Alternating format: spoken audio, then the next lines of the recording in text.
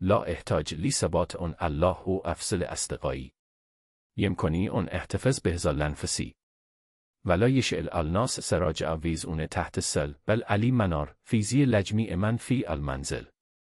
وهذا يوكد علي فكر نور المرء الذي يرمز لي الأعمال الصالح ورسال يسوع يجب أن يكون مرئيا للآخرين مما يشجعهم علي تمجيد الله. هل يحذر المصباح ليوزع تحت السل أو تحت السرير وليس ليوزع علي منار. هذا يعزز فكر النور يجب أن يري وليس مخفيا. لا أحد يشعل سراجا وقتی بجر او يزع تحت السرير. بدلان من ذلك يزع علي منار حتى يتمكن أوليك الزين يدخلون من روی النور. يوزع هذا المقطع بشكل أكبر قرض النور كمسد للتوجيه والروي. الله نور السماوات والأرض. مثل نور کمشگاه فيها مصباح المصباح في زجاج الزجاج كانها كوكب دوری يوقد من شجر مبارك زيتون لا شرقي ولا غربي يكاد زيتها يزي ولو لم تمسس النار نور علي نور يهدي الله لنور من يشاء ويزر بالله الأمثال للناس والله بكل شيء عليم.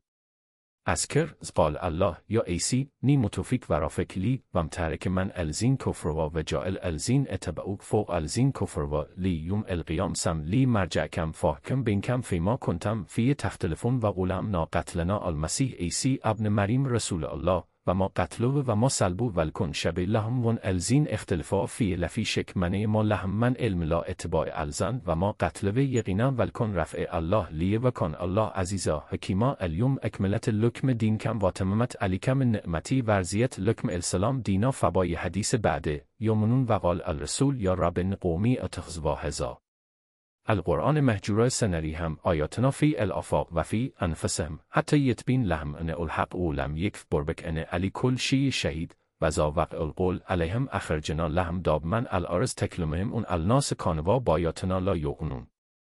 I stand firm in my belief that God is the ultimate companion, the best of friends. I hold on to this conviction tightly, refusing to let anyone extinguish the flame of faith within me.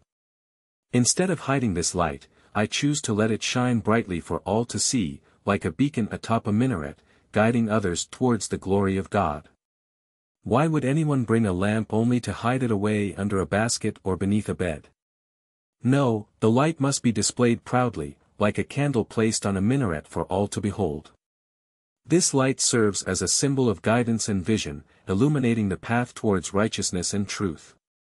God, the light of the heavens and the earth, shines brightly within me like a lamp in a bottle, a distant star burning with divine purpose. His light is like a blessed olive tree, radiating from within, neither confined to the east nor the west. By his permission, God bestows light upon light, revealing parables to humanity in guiding us towards enlightenment. I am reminded of the words spoken by God to Jesus, promising to raise him up and purify those who disbelieve. Those who follow in the footsteps of Jesus are elevated above the unbelievers, destined to prevail until the day of resurrection.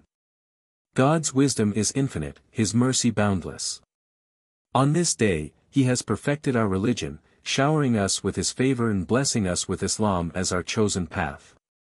As we journey through life, God will continue to reveal his signs to us, both in the world around us and within our own souls. The truth will become clear, and every soul will bear witness to his greatness. And when his word descends upon us, we will rise to meet it, ready to embrace the divine guidance that awaits.